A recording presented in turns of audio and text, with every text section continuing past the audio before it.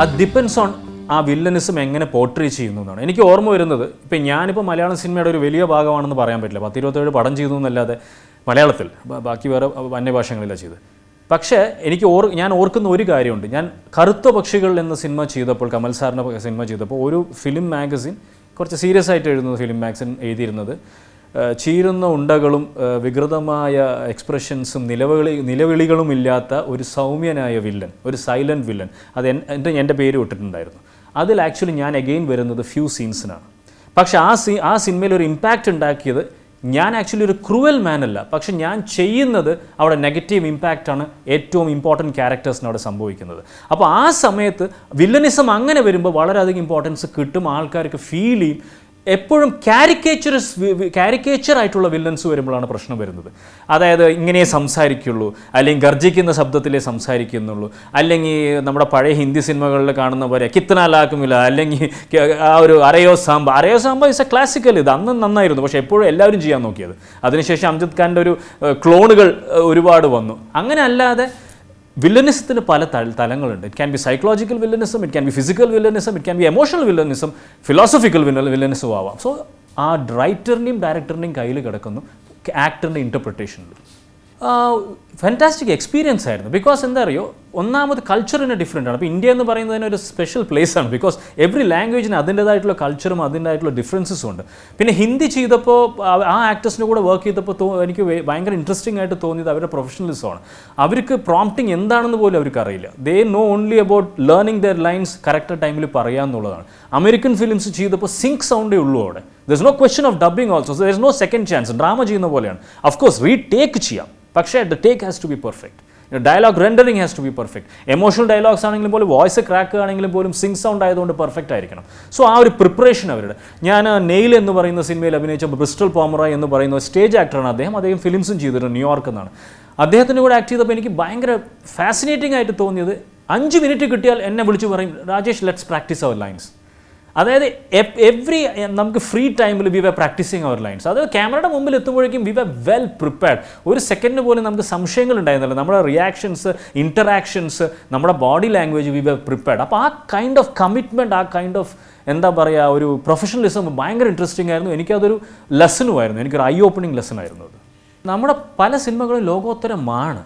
പിന്നെ എന്താ പറഞ്ഞാൽ, ഈ പ്രിപ്പറേഷൻ ടൈമാണ് എനിക്ക് പലപ്പോഴും ഒരു വിഷമം തോന്നിയിട്ടുള്ളത്.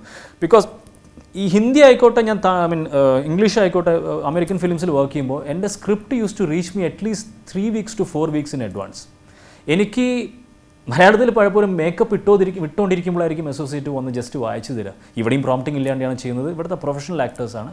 എത്രയോ കോംപ്ലിക്കേറ്റഡ് ആയിട്ടുള്ള സാധനങ്ങൾ നിമിഷങ്ങളോടെ ഇൻസ്റ്റിങ്ക്റ്റീവായിട്ട് ആക്ട് ചെയ്യുന്നവരാണ്, ഗ്രേറ്റ് ആക്ടേഴ്സാണ്. പക്ഷേ എനിക്ക് തോന്നുന്നത് ഓവറോൾ പ്രോസസ് ഓഫ് ദ സിനിമയ്ക്ക് പോസ്റ്റ് പ്രൊഡക്ഷന് ടൈം എടുക്കുന്ന പോലെ പ്രീ പ്രൊഡക്ഷൻ ഒരു നല്ല ടൈം എടുത്തിട്ടുണ്ടെങ്കിൽ എനിക്ക് തോന്നുന്നു വേറെ ഏതോ ലെവലിൽ നമ്മുടെ സിനിമകൾ എന്തായാലും എത്തിച്ചേരുന്നുള്ള ഉറപ്പുണ്ട് എനിക്ക്. ബിക്കോസ് ഞാൻ എല്ലാ ടൈപ്പ് സിനിമകളിലും വർക്ക് ചെയ്തു. ഇപ്പോൾ മലയാളത്തിൽ ഒരുപാട് പ്രിപ്പറേഷൻസ് കഴിഞ്ഞപ്പോൾ പാഷൻ എന്ന് പറയുന്ന ഒരു സിനിമയിൽ ഇപ്പോൾ ഞാൻ വർക്ക് ചെയ്തു. അവർ ഇൻക്ലൂഡിങ് US ചെയ്യുന്ന പോലെ തന്നെ ഏത് സീനിന് ഏത് ലെൻസ് എഴുതുന്ന പോലും ആദ്യം എഴുതി വെച്ചിരിക്കണം. അവിടെ no questions, no confusion. Even lighting arrangement, place, locations, photographs, drawings ഒക്കെ റെഡിയാണ്. സോ അത്രയും പെർഫെക്റ്റ് ആയിട്ടായിരുന്നു planning. And they finish the shoot within 20-something days. Daily 3 to 4 സീൻസേ ചെയ്യുള്ളൂ. അത് പക്ക പ്ലാൻഡ് ആയിട്ട് വരയ്ക്കും. അത്രയും. ആൻഡ് സ്ക്രിപ്റ്റ് വളരെ നേരത്തെ തരുമായിരുന്നു. So all these things matter. സി to a great extent luck എന്നും പറയാം. പിന്നെ നല്ല ബന്ധങ്ങളെന്ന് പറയാം. ബിക്കോസ് ഈ നെയിൽ എന്ന് പറയുന്ന ഫിലിം ഡയറക്റ്റ് ചെയ്തത് ഒരു ഇന്ത്യനാണ്, ബിജു വിശ്വനാഥ് സർ. അദ്ദേഹം എല്ലാവരും അറിയുന്ന, ഇവിടെ മലയാളീസ് അറിയുന്ന ഒരു സിനിമാറ്റോഗ്രാഫറും ഡയറക്ടറുമാണ്. പക്ഷേ അദ്ദേഹം ഇപ്പോൾ സെറ്റിൽ ചെയ്തിരിക്കുന്നത് ന്യൂയോർക്കിലാണ്. Along with American lady. അദ്ദേഹം ഒരു ബിജുലി ഫിലിംസ് എന്ന് പറഞ്ഞിട്ട് ഒരു അമേരിക്കൻ കമ്പനി തന്നെ സ്റ്റാർട്ട് ചെയ്തിട്ടുണ്ട്. സോ അവർ ഒരുപാട് ഫിലിംസ് ചെയ്യുന്നുണ്ട് ഇപ്പോൾ. അതിലൊരു ഫിലിമായിരുന്നു ഇത്. ആ കഥ കേരളത്തിൽ ബേസ് ചെയ്തിട്ട് ഒരു ഡോക്ടർ കേരളത്തിലേക്ക് വന്ന അദ്ദേഹം അതിൻ്റെ വൈഫും, ഒരു American doctor and his wife ഇവിടേക്ക് വന്നിട്ടുണ്ടാവുന്ന പ്രശ്നങ്ങളെക്കുറിച്ചായിരുന്നു. അപ്പോൾ ദേ നീഡഡ് ഇന്ത്യൻ ക്യാരക്ടേഴ്സ്. സിംഗ് സൗണ്ടുമാണ്. അപ്പോൾ ആ ലാംഗ്വേജിലുള്ള കംഫർട്ട് ലെവലും ഈ കാര്യങ്ങളൊക്കെ സംസാരിച്ചപ്പോൾ അതിൽ വർക്ക് ചെയ്ത ഇന്ത്യൻ പോർഷൻസിൽ വർക്ക് ചെയ്ത രഞ്ജിത്ത് എന്ന് പറയുന്ന സൗണ്ട് എഞ്ചിനീയർ എന്നെ സജസ്റ്റ് ചെയ്തു. സോ ഒരു ഓഡിഷൻ ഉണ്ടായിരുന്നു. അവർ ഓഡിഷൻ ഇല്ലാതെ ഒന്നുമില്ല. ആദ്യം ടേപ്സ് അയക്കാൻ പറഞ്ഞു, പിന്നെ നേരിട്ട് കാണണമെന്ന് പറഞ്ഞു. പക്ഷേ ആഫ്റ്റർ ദ ഓഡിഷൻ അത് വളരെ ഒരു സ്മൂത്ത് പ്രോസസ്സായിരുന്നു. എന്താ പറയുക, it was an enjoyable work. ഭാഗ്യവും കൂടിയാണ് പലപ്പോഴും ഇത്. പക്ഷേ പിന്നെന്താ പറഞ്ഞാൽ, ഭാഗ്യം തേടി എത്തുന്നത് നമ്മുടെ സൈഡിൽ നിന്ന് ഒരു effort ഉണ്ടാകുമ്പോഴാണ്.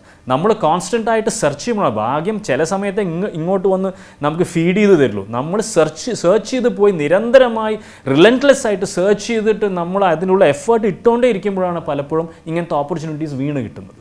Take nothing four granted എന്നുള്ളതാണ് ഏറ്റവും വലിയ ഒരു ഇത്. ബിക്കോസ് ഈ എന്താ പറയുക, എല്ലാവരും ഇപ്പോൾ പറയും, യൂഷ്വലായിട്ട് പറയാറുള്ളൊരു കാര്യമുണ്ട്, എന്താ പറയുക, ലൈഫ് ലോങ് നമ്മൾ പഠിച്ചുകൊണ്ടേ ഇരിക്കുകയാണ്, ഈ ഒരു ജേർണി എൻഡ് ചെയ്യുന്നില്ല. അത് സത്യമാണ്, അത് 100% സത്യമാണ്. പക്ഷേ പാഠത്തിലുപരി എനിക്ക് തോന്നിയിട്ടുള്ളത്, ആസ് എ ഹ്യൂമൻ ബീയിങ് ഞാൻ ഏറ്റവും അധികം റിയലൈസ് ചെയ്തൊരു കാര്യം, ഞാൻ ഭാഗ്യം ചെയ്ത ഒരാളാണ്.